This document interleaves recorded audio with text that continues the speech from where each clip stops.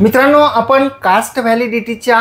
अनुषंगानं माननीय मुंबई उच्च न्यायालयानं जो एक महत्त्वपूर्ण असा निर्णय दिलेला आहे त्याची आज चर्चा करणार आहोत। तर बऱ्याच वेळा आपल्याला माहीत आहे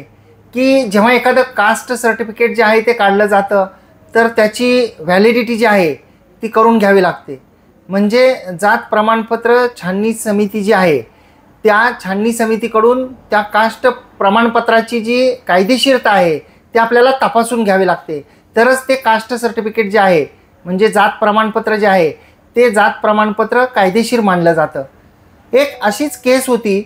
जी अमरावती जिल्ह्यामधील होती आणि अमरावती जिल्ह्यामधील 2 याचिकाकर्ते होते ज्यांनी माननीय मुंबई उच्च न्यायालयामध्ये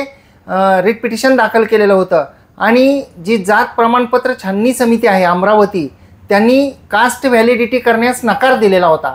आणि त्या अनुषंगाने ते रिट पिटिशन दाखल केलेलं होतं ज्यामध्ये